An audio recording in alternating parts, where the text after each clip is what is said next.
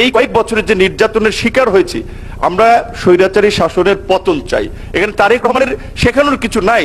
আপনারা অযথা জানেন এগুলো আপনারা ঘটাইছেন, গোয়েন্দা সংস্থা এগুলো আন্দোলনকে করেনি, কেন প্রেশার ক্রিয়েট করতেছে এটা কোন ওনাদের কাছে আছে। এবং জেলখানায় আমিনুল হক ভাই, জহিউদ্দিন স্বপন ভাই, শিমুল বিশ্বাস ভাই, রিজভী ভাই তো ছিলেন, তারা দেখেছে যে আমার উপরে কি টর্চার করেছে।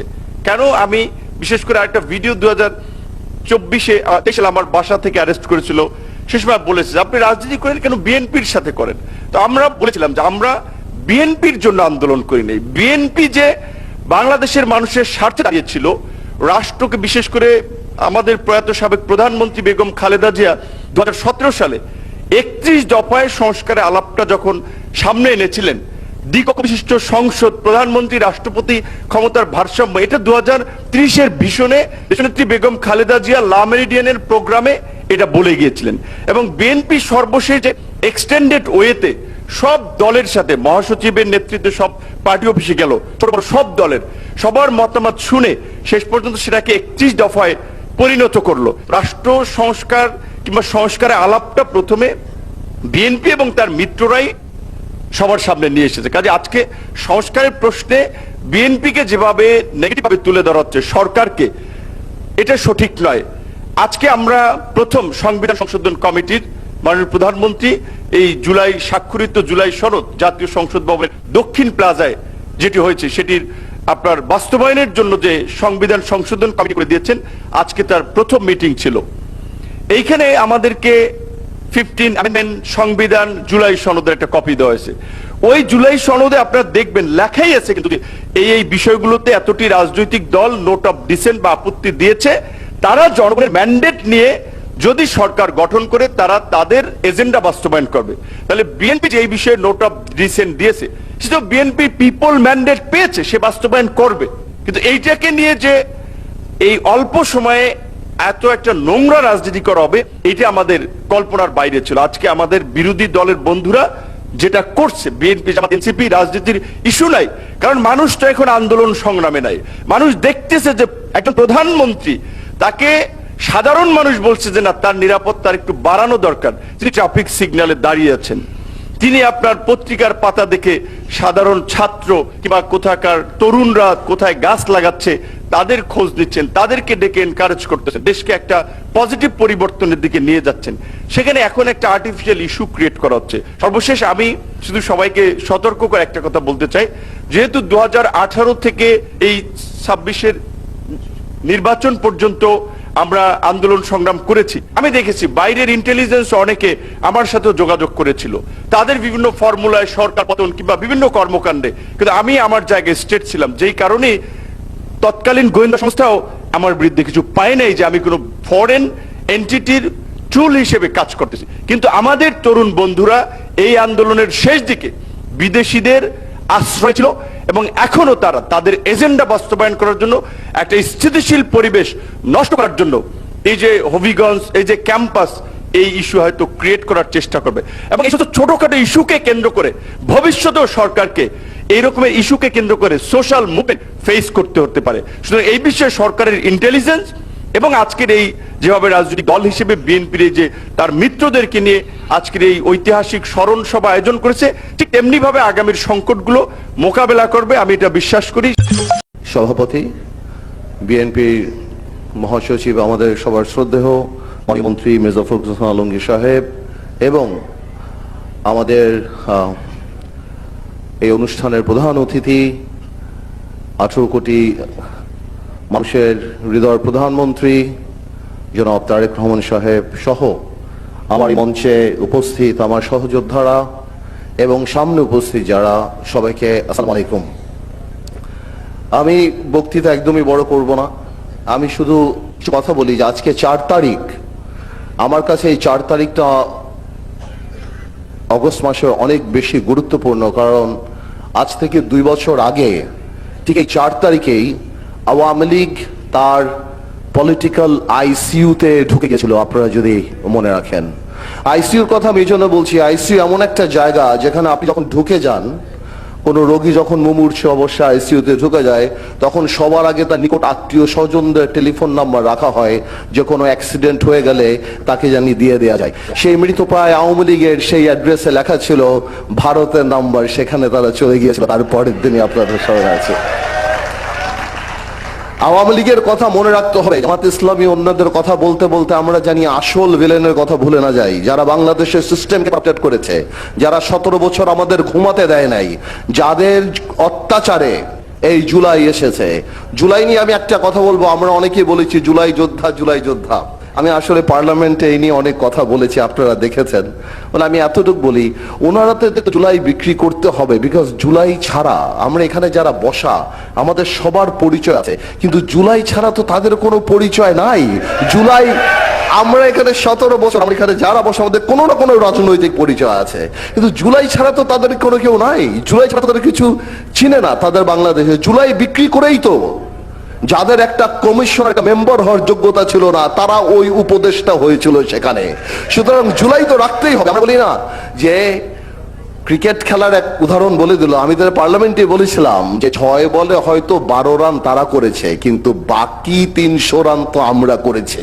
সুতরাং জুলাই ব্যাপারটা তারা বিক্রি করবে, তারা বিক্রি করে এই আন্দোলনকে ছোট করবে। যেমন প্রত্যেকটা বক্তা বলে গেলেন যে 17 বছরের আন্দোলন এটা, 17 বছরের আকাঙ্ক্ষা এটা, 17 বছরের আওয়ামী লীগের যে অত্যাচার, সেই অভিশাপ, সেই লক্ষ মায়ের কান্না, সেটা সে রক্ত, সেই সব কিছু, এটা আসলে 1 মিনিটে বক্তব্য দিয়ে শেষ করা সম্ভব না। দ্বিতীয় কথা আসে জামাত ইসলামী নিয়ে।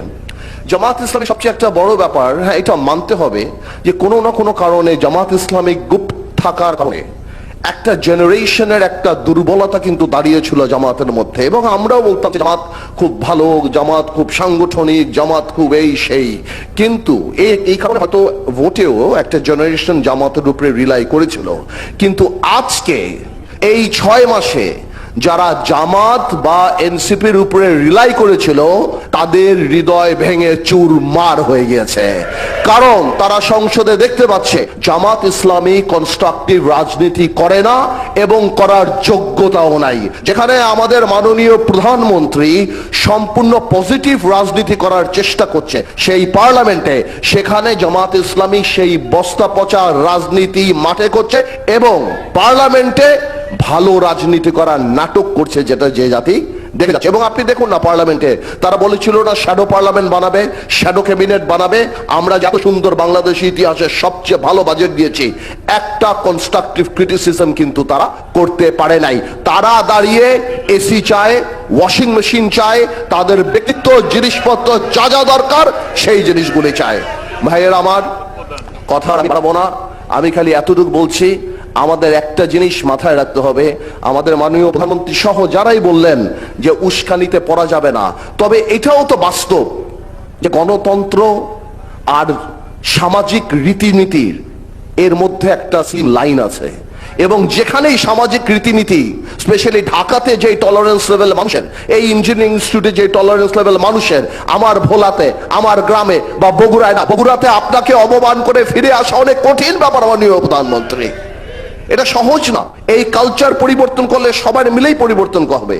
আজকে তারা যে কালচারে চলে যাচ্ছে, এটাতে আমাদের সামাজিক অ্যাওয়ারনেস বাড়াতে হবে যাতে রাজনীতিতে এই কালচার থেকে তারা ফেরত চলে আসে। কারণ বাংলাদেশে এই গালিগালাজের কালচার আমরা রাজনীতিতে আগে কোনোদিন দেখি নাই। আমি আপনাদের সবাইকে ধন্যবাদ জানাচ্ছি এবং শুভেচ্ছা জানাচ্ছি যে এই গণতন্ত্রের অর্জন আমাদের সবারই অর্জন, আমরা সবাইকে নিয়ে করতে চাই এবং এটা বিক্রি করে আমরা আগামীতে চলতে চাই না। বরং আমার এক ভাই যে বলে গেল, এই আকাঙ্ক্ষাকে আমরা জীবিত রাখতে চাই এবং আমরা প্রমাণ করতে চাই যে এই শহীদ রাষ্ট্রপতি জিয়াউর রহমানের পাশে থেকে বাংলাদেশ ঠকেনি, আমার দেশ নেত্রী খালেদা জিয়ার পাশে থেকে বাংলাদেশ ঠকেনি, আমার প্রধানমন্ত্রী তারেক রহমানের পাশে থেকেও বাংলাদেশের জনগণ ইনশাল্লাহ বাংলাদেশ করবে না। সবাই আমাদের কোমরে ব্যথা আছে, আমার ডান পায়ে ভর দিতে পারে না। একটি বারের জন্য আমাদের করোনাকে নিয়ে বিভিন্ন জায়গায় পদায়নের নামে দেশি বিদেশি লোক নিয়ে আছেন। আমাদের চেয়ে বেশি ত্যাগ কে করেছে? কে বেশি ত্যাগ করেছে? 5 আগস্ট না হলে 26টি মামলা নিয়ে অন্তত 70 বছর আমাকে জেল কাটতে হতো। 26 মামলার আসামি হয়ে আমি কেরানীগঞ্জ থেকে 6 আগস্ট 2024 ছাড়া পেয়েছি। একটি বারের জন্য রাষ্ট্র খবর নিয়েছে। আপনারা ক্রেস্ট দেন, পদক দেন, এটা দেন ওটা দেন। আমরা কোথায়? সাংবাদিকরা শুধু সাংবাদিকতা করবে। আজকে বলেন যে বিএনপির কোন সাংবাদিক দরকার নেই, সেদিন কেন মিছিলে দরকার ছিল, সেদিন কেন পেশাজীবীদের দরকার ছিল, সেদিন কেন কাদের গণিতের চৌধুরীদের।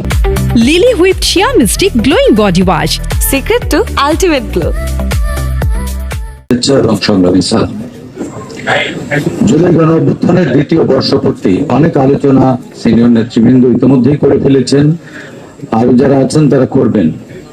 আমি ছোট্ট করে একটু বলতে চাই, সেটি হচ্ছে প্রাপ্তি যোগ। জুলাইয়ের একটা উদ্দেশ্য ছিল, জুলাইয়ের একটা আকাঙ্ক্ষা ছিল, সেই আকাঙ্ক্ষা এবং প্রাপ্তি। বিএনপি মহাসচিব গত দুদিন, একটু অনুগ্রহপূর্বক একটু শান্ত থাকুন প্লিজ, একটু প্লিজ ভাই। বিএনপি মহাসচিব স্থানীয় সরকার মন্ত্রী গত দুদিন আগে একটি বক্তৃতায় কথা বলেছেন যে কিছুই বদলায়নি, কিছুই বদলায়নি। আমি ওনার সাথে শতভাগ সহমত। শুধুমাত্র জামা বদলেছে, চরিত্র একটু বদলায়নি আমাদের। একটু আগে আব্দুল হাই শিকদার ভাই বলেছেন এই সাংবাদিক সমাজ 4000 দিন পেশাজীবীদের সাথে নিয়ে রাজপথে আন্দোলন করেছে। আজকে ডায়াসে বসার জায়গা নেই, আজকে মিলনায়তনের মধ্যে কানায় কানায় পরিপূর্ণ। সেই দিন ব্যানার ধরার লোক আমরা পাইনি। অনেকে গ্রেফতারের ভয়ে বাড়িতে পালিয়েছিলেন, অনেকে স্বীকার করেননি তিনি সাংবাদিকতা করেন বা সাংবাদিক ইউনিয়নের নেতা। আজকে ডায়াসে বসার জায়গা পাই না। আজকে অনেক মুখ দেখছে এখানে নতুন নতুন, কাদের গনি চৌধুরী, শহীদুল ইসলাম। মাননীয় মহাসচিব 2014 সালের যে রাতে অবরুদ্ধ ছিলেন এইখানে, আমরা সারা রাত পাহারা দিয়েছি পেশাগত দায়িত্ব পালনের পাশাপাশি। সেই দিনগুলোর কথা ভুলি নাই। তখন 10-15 জন ছিল। যেভাবে একটি বিএনপির মতো একটি পার্টির মহাসচিবকে অপমান অপদস্থ করা হয়েছে, এরপরেও কোন আপনাদের কি লজ্জা শরম হয় না? এখন আবার বিএনপির হাইব্রিড শাস্তি আসেন। কোথায় ছিলেন তখন? কিন্তু জুলাই গণঅভ্যুত্থান পরবর্তী সময়, আমি আর 30 সেকেন্ড কথা বলবো, ক্ষমা চেয়ে নিচ্ছি। জুলাই গণঅভ্যুত্থান পরবর্তী সময়ে আপনারা পেলেন পতাকা, আপনারা পেলেন জাতীয় সংসদ, আপনারা নেন ফ্ল্যাগ পেলেন, আপনারা মন্ত্রীর বাসভবন পেলেন। আমরা যারা 4500 দিন রাজপথে আন্দোলন করেছি, আমাদের মাইক কেড়ে নেওয়া হয়েছিল, আমরা খালি গলায় বক্তৃতা করেছি। এখানে কাদের গনি চৌধুরী আছে, পকেটের পয়সা খরচ করে আমরা প্রেস ক্লাবের ক্যান্টিনে খাইয়েছি। ছাত্র দলের হাজার হাজার ছেলে মেয়েকে আমরা এখানে আশ্রয় দিয়েছি, খাইয়েছি। আজকে প্রধানের বেলায় গণপ্রজাতন্ত্রী বিদেশি সরকার বানান। সাংবাদিকরা কোথায়? কোথায় কাদের গনি চৌধুরী? কেন আজ রাজপথে নাহিদরা? কেন আমরা কোথাও নেই? সরকার কি শুধু আপনাদের? আমরা রয়েছি। আজকে আমরা বেকার, আজকে নাহিদরা বেকার। কেন বেকার? এই প্রশ্নের জবাব আমাদের সরকারকে দিতে হবে। আমি কোন ফেরত মানুষ, কবজি থেকে আজও যায়নি হ্যান্ডকাপের দাগ, আমার ডান পাতা ফ্রোজেন। আমি দেখতে পুরুষ, আমার পুরুষত্ব কেড়ে নিয়েছে ওই হাসিনা, ফ্যাসিস্ট হাসিনা। রাষ্ট্র খবর নিয়েছে একটিবার ঢাকা সাংবাদিক ইউনিয়ন, ফেডারেল সাংবাদিক ইউনিয়নের নেতাদের সাথে সরকারের শীর্ষ পর্যায়ে বসেছে। আমাদেরও তো ব্যথা আছে, আমাদেরও কোমরে ব্যথা আছে, আমার ডান পায়ে ভর দিতে পারি না। একটিবারের জন্য আমাদের খোঁজ রাখেনি। বিভিন্ন জায়গায় পদায়নের নামে দেশি বিদেশি লোক নিয়ে আছেন। আমাদের চেয়ে বেশি ত্যাগ কে করেছে? কে বেশি ত্যাগ করেছে? 5 আগস্ট না হলে 26টি মামলা নিয়ে অন্তত 70 বছর আমাকে জেল খাটতে হতো। 26 মামলার আসামি হয়ে আমি কেরানীগঞ্জ থেকে 6 আগস্ট 2024 ছাড়া পেয়েছি। একটি বারের জন্য রাষ্ট্র খবর নিয়েছে। আপনারা ক্রেস্ট দেন, পদক দেন, এটা দেন ওটা দেন। আমরা কোথায়? সাংবাদিকরা শুধু সাংবাদিকতা করবে। আজকে বলেন যে বিএনপির কোন সাংবাদিক দরকার নেই, সেদিন কেন মিছিলে দরকার ছিল, সেদিন কেন পেশাজীবীদের দরকার ছিল, সেদিন কেন কাদের গণিতের চৌধুরীদের দরকার ছিল, সেদিন কেন আমাদের দরকার ছিল?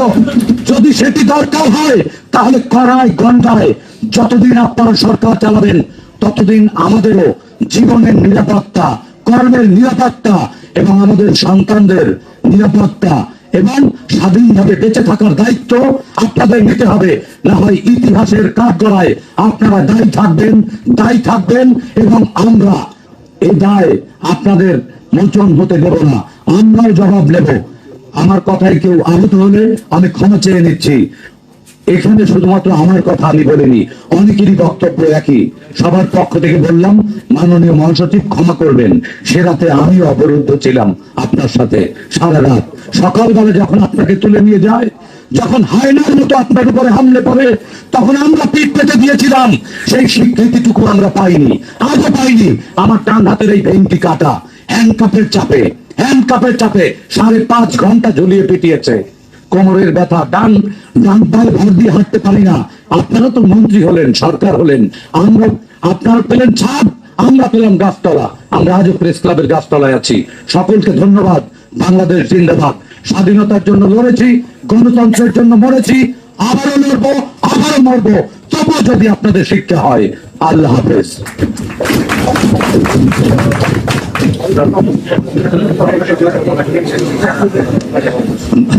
ধন্যবাদ সাইদ খানকে।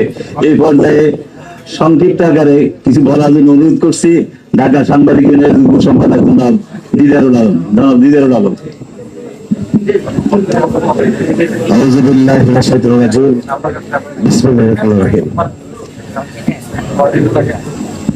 এইমাত্র আমার প্রিয় সহকর্মী লড়াই সংগ্রামের রাজপথে